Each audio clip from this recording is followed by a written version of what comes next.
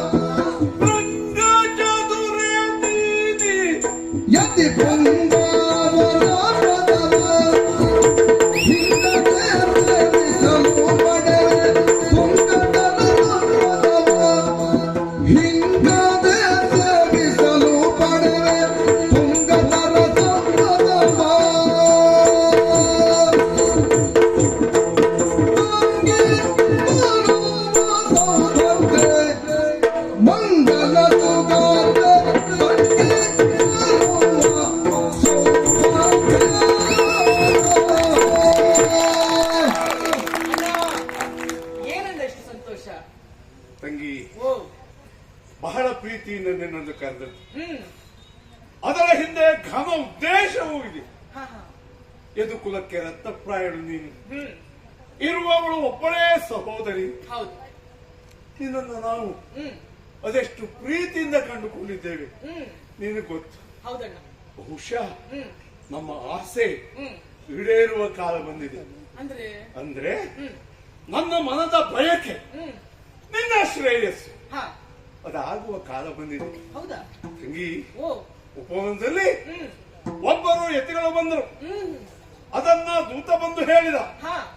ಹೋಗಿ ಅವರಿಗೆ ವಂದಿಸಿ ಪುನೀತನಾದೆ. ಜೊತೆಗೆ ಅವರಲ್ಲಿ ಕೇಳಿಕೊಂಡೆ, ನಿಮ್ಮ ಸೇವೆಗೆ ಯಾರಾದಿತ್ತು ಎಂದು. ಎಂತ ಮಾತು ಹೇಳಿದ್ರು ಗೊತ್ತಾ? ಏನ್ ಹೇಳಿದ್ರು? ನಾನು ಸೇವ್ಯನಲ್ಲ, ನಾನು ಸೇವಕ ಅಂತ ಹೇಳಿದ್ರು. ನಾನು ಬಿಡ್ಲಿಲ್ಲ. ಆದಿತ್ತು, ನಿಮ್ ಸೇವೆಗೆ ಯಾರಾದಿತ್ತು ಕೇಳಿದ್ರೆ ನಿನಗತಿ ಪ್ರಿಯಳಾಗಿ ಮನದಿ ಶ್ರೇಯೋಭಿವೃದ್ಧಿಯನ್ನ ಬಯಸಿ. ನನಗೆ ಪ್ರಿಯಳು ಅಂದ್ರೆ ನೀನಲ್ವೇನೆ ತಂಗಿ. ಅದಕ್ಕಾಗಿ ಬಂದಂತ ಯತಿಗಳ ಸೇವೆಯನ್ನು ಮಾಡಿ ನಿನ್ನ ಬದುಕನ್ನು ಉದ್ಧರಿಸಿಕೊ. ಒಂದು ಮಾತನ್ನು ಪರಗಂಡ ಸಾರಂಗೋ ಅಣ್ಣ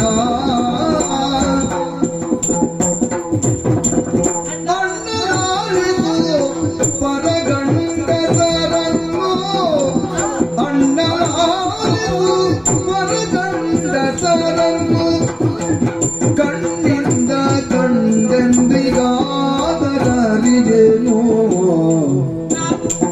ಕಣ್ಣಿಂದ ಕಂಡೆಂದಿಗಾದರಿಗೆನೋ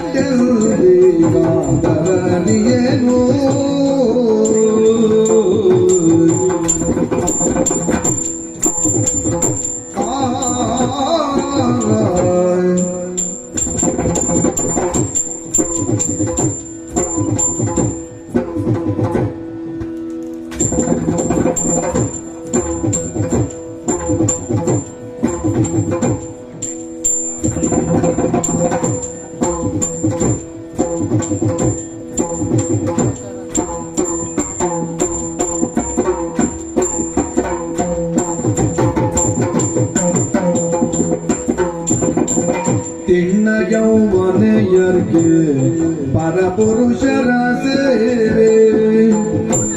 ತಿನ್ನ ಯೌವನೆಯರ್ಗೆ ಪರಪುರುಷರ ಸೇವೆ.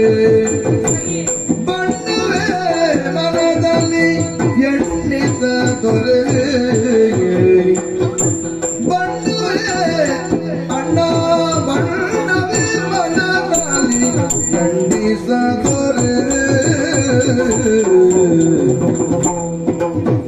ಅಣ್ಣ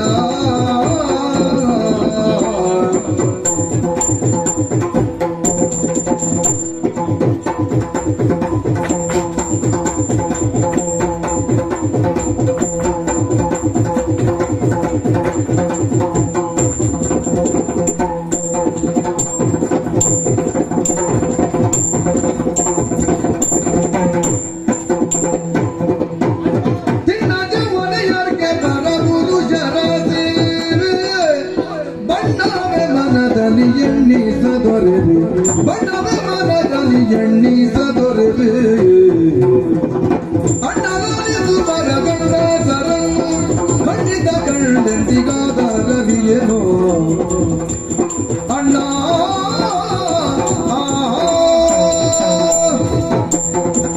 ಅಣ್ಣ ಅಣ್ಣಯ್ಯ, ನಾನು ಆಡುವಂತಹ ಮಾತುಗಳನ್ನ ಪ್ರೀತಿಯಿಂದ ಲಾಲಿಸಬೇಕು. ಅಯ್ಯೋ ಹಾ ಮೈಯೆಲ್ಲ ಕಿವಿಯಾಗಿ ಕೇಳ್ತೀನಿ. ಹಾ ಅಣ್ಣ, ನಲ್ಲಿ ಬೇಸರಿಸಿಕೊಳ್ಬೇಡ, ನಾನು ಈಗ ಹೇಳ್ತೇನೆ ಅಂತೇಳಿ ಛೇ! ನಾನೀಗ ನೋಡುವುದಕ್ಕೆ ಹೇಗಿದ್ದೇನೆ, ಹಾ. ಪ್ರಾಯಪ್ರಬುದ್ಧಳಾಗಿದ್ದೇನೆ. ಹೌದು.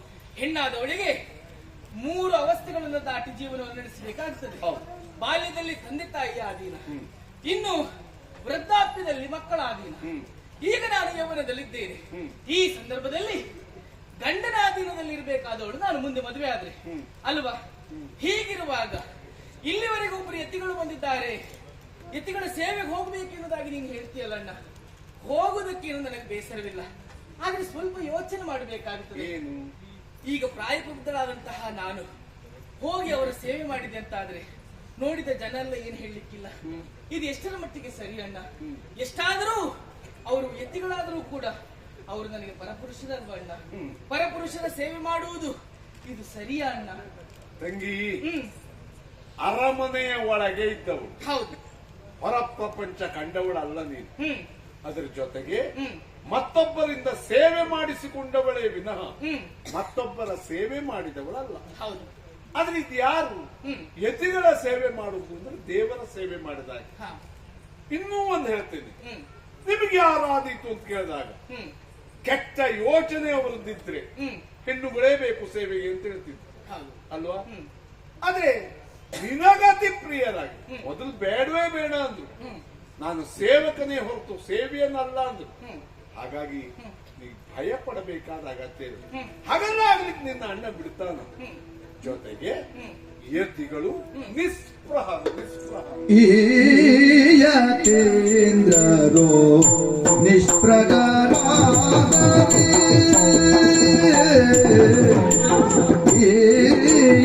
ಈಯತೇಂದ್ರರೋ ನಿಷ್ಪ್ರಗಾರಾದರೆ ಅಸೂಯ ಉಳ್ಳವರದ ನೋಡುವರೆ ಅಸೂಯ ಉಳ್ಳವರದ ನೋಡುವರೆ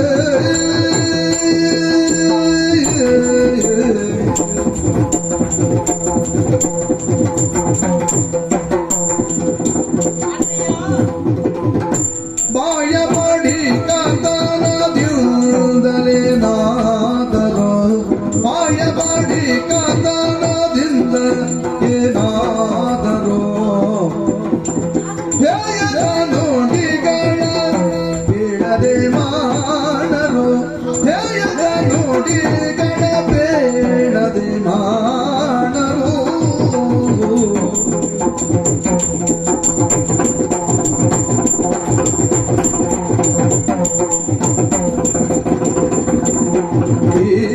ಯತೀಂದ್ರರೋ ನಿಷ್ಪ್ರಗಾರಾದರೆ ಅಸೂಯ ಉಳ್ಳವರದ ನೋಡುವರೆ. ಅಣ್ಣ, ಬಂದಂತಹ ಮುನಿಗಳು ಅವರ ಸೇವೆ ಮಾಡಿದ್ರೆ ಅದು ದೇವರಿಗೆ ಸಮಾನ ಎನ್ನುವುದಾಗಿ ಹೇಳ್ತಾ ಇದ್ದೀಯ. ನೀನೇನೋ ಹೇಳ್ತೀಯ, ನಿನ್ನ ಮಾತನ್ನ ಒಪ್ಪಿ ನಾನು ಅವರ ಸೇವೆ ಮಾಡೋದಕ್ಕೆ ಹೋದೆ ಅಂತ ಇಟ್ಟುಕೊಳ್ಳೋಣ. ಆವಾಗ ಏನಾಗುತ್ತದೆ? ನೋಡಿದ ಜನರೆಲ್ಲ ಏನು ಹೇಳಲಿಕ್ಕಿಲ್ಲ, ಅವಳೇನೋ ಸಣ್ಣವಳು, ಬುದ್ಧಿ ಇಲ್ಲ ಅಂತ ಹೇಳ್ತಾರೆ. ಆದ್ರೆ ತಿಳಿದಂತಹ ಅಣ್ಣ ಬಲರಾಮನಿರುವಾಗಲೂ ಈ ರೀತಿಯಾದಂತಹ ಕಾರ್ಯಕ್ಕೆ ಸೂಚಿಸುವುದು ಇದು ಎಷ್ಟರ ಮಟ್ಟಿಗೆ ಸರಿ ಎನ್ನುವುದಾಗಿ ನೋಡಿದವರು ಆಡಿಕೊಳ್ಳಿಕ್ಕಿಲ್ವಾ ಅಣ್ಣ? ಅದಕ್ಕಾಗಿ ಹೇಳುದಲ್ವಾ, ಕೆಸರಿಗೆ ಕಾಲು ಹಾಕಿ ಕಾಲು ತೊಳೆದುಕೊಳ್ಳುವುದಕ್ಕಿಂತಲೂ ಮೊದಲೇ ಕಣ್ಣಿಟ್ಟು ಕಾಲಿಡುವುದು ಉತ್ತಮ ಅಲ್ವಾ ಅಣ್ಣ? ಹಾಗಿದ್ದೇನು ಮಗ, ಅಣ್ಣ ಸಗಣಿ ಹೊತ್ತವರ ಜೊತೆಗೆ ಸರಸಕ್ಕಿಂತ ಹಾ ಗಂಧ ಹೊತ್ತವರ ಜೊತೆ ಜಗಳ ಮಾಡುವುದೇ ಒಳ್ಳೆಯದು. ಹೌದಂತೆ. ಹೀಗಿರುವಾಗ ನಿನ್ನ ಆದರ್ಶವೆನ್ನುವುದು, ನಿನ್ನ ಆಚಾರವೆನ್ನುವುದು ಉಳಿದವರಿಗೆ, ನಿನ್ನ ಆದರ್ಶವೆನ್ನುವುದು ಉಳಿದವರಿಗೆ ಆಚಾರವಾಗಿರ್ಬೇಕು. ಓ ಎಲ್ಲ ಯತಿಗಾಳ ತೆರನಲ್ಲೋ ಮಹಿಮೆ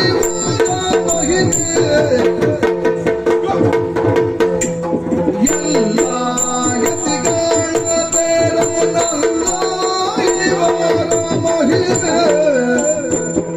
ಬಲ್ಲರೆ ಬಲ್ಲಾರು ಅರಿವರೋ. ಯಾವತ್ತೂ ಜನರು ಮೆಚ್ಚಿಸ್ಲಿಕ್ಕೆ ಹೋಗ್ಬಾರ್ದು. ಯಾರು ಕೇವಲ ಜನರು ಮೆಚ್ಚಿಸ್ಲಿಕ್ಕೆ ನೋಡ್ತಾರೋ ಅದೇ ಜನ ನಾಳೆ ತಿರುಗಿ ಬೀಳ್ತಾರೆ. ಜನಾರ್ದನನ್ನ ಮೆಚ್ಚಿಸುವ ಪ್ರಯತ್ನ ಮಾಡಬೇಕು. ನೀ ಯೋಚನೆ ಮಾಡು, ಏನಣ್ಣ? ನಿನ್ನ ಅಣ್ಣನಿಗೆ ನಿನ್ ಮೇಲೆ ಎಷ್ಟು ಪ್ರೀತಿ ಉಂಟು. ಬಹಳ ಪ್ರೀತಿ. ಮತ್ತೆ ಯಾರೋ ಏನು ಹೇಳ್ತಾರೆ, ಇವತ್ತಿಗೂ ನಾನು ನನ್ನ ಆಶಯವನ್ನ ಉದ್ದೇಶವನ್ನ ಈಡೇರಿಸಿಕೊಂಡು ಹೊರಟಾಗ ಯಾರು ಹೇಳಿದ್ರು ಕೇಳಿದ್ರು ನನ್ನ ಅದನ್ನ ನಾನು ಮಾಡಿಯೇ ತೋರಿಸ್ತೇನೆ. ನಿನ್ನ ಕುರಿತಾಗಿ ಯಾರಾದ್ರೂ ಹೇಳಿದ್ರೆ ನಿನ್ನ ಅಣ್ಣ ನೋಡಿಕೊಳ್ತೇನೆ. ಎಂದು ತಂಗಿಯ ಒಡವಡಿಸಿ ಬಲನೊಂದು ಎತ್ತಿಗಳ ಪದದೊಳಗಿರಗಿಸಿ ಬಲನೊಂದು ಯತಿಗಳ ಪದದೊಳಗಿರಗಿಸಿ ಇಂದು ಬದಲಾಗಿರುವ ಪರ್ಯಂತಿಗಳ ಸೇವೆಯರು ಹಂತದಿಂದ ಕೈಗೊಂಡುದು. ಇಂದು ಮೊದಲಾಗಿ ಪರ್ಯಂತಿಗಳ ಸೇವೆಯನ್ನು ಅಂದದಿವು ಕೈಗೊಂಡುದು. ಪೂರ್ಣೇಂದು ಮುಖಿ ಸಲೆ ನಿಮ್ಮ ವಶವೆಂದುರುತರ ಭಕ್ತಿಯ ಕೈವರ್ತಿಸಿದ ತಾನೊಲಿದು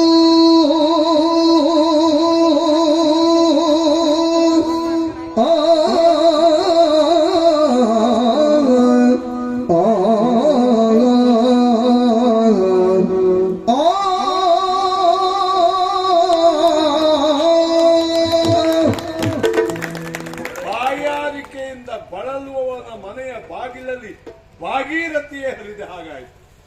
ಯಾಕೆಂದ್ರೆ ನೀವು ಹೇಳಿದ್ದನ್ನು ಸರಿಯಾಗಿ ಗ್ರಹಿಸಿದವ.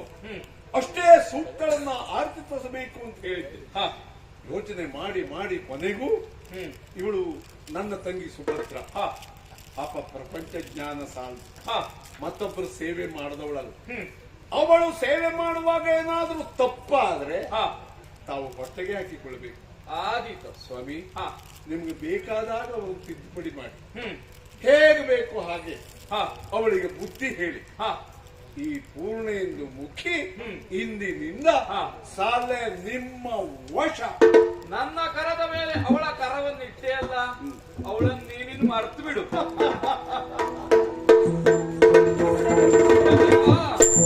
ತರುಣಿ ಬಾತ್ರೈಲೋಕ್ಯದಲ್ಲಿ ತರುಣಿ ಬಾತ್ರೈಲೋಕ್ಯದಲ್ಲಿ ವಿಜಯ ಪಾಲಿ ನಿನ್ನ ರಸನಾಗಿಯೇ ಬಾಳು ಮುಗಲಿದೆ. ನಿರತಯಾಗೆಂದು ಮಾತನಿಗೆ ರಗಿದ ಮುರುವನೋಚನೆಯ ಪರಸಿದರು.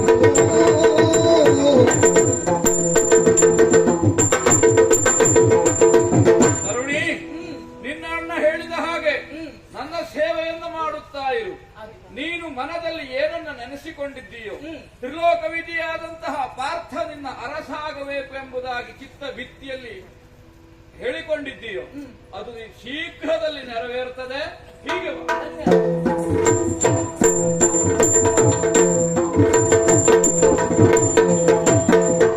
ಎಲ್ಲಿ ಬ್ಯಾದನು ಕೃಷ್ಣ ಎಲ್ಲಿ ಕಾಣಿಸ್ವನ, ಎಲ್ಲಿ ಹೋದನು ಕೃಷ್ಣ ಎಲ್ಲಿ ಕಾಣಿದನು, ಎಲ್ಲಿ ವಲ್ಲಭನು ಬಂದೆಂಬರಲ್ಲ. ಎಲ್ಲವೂ ಖಂಡಿತದ ವಲ್ಲಭಕ್ಕೆ ಬಂಧಿಸಿದರಲ್ಲಿ ಬಂಧುದ ಕಾರಣವನು.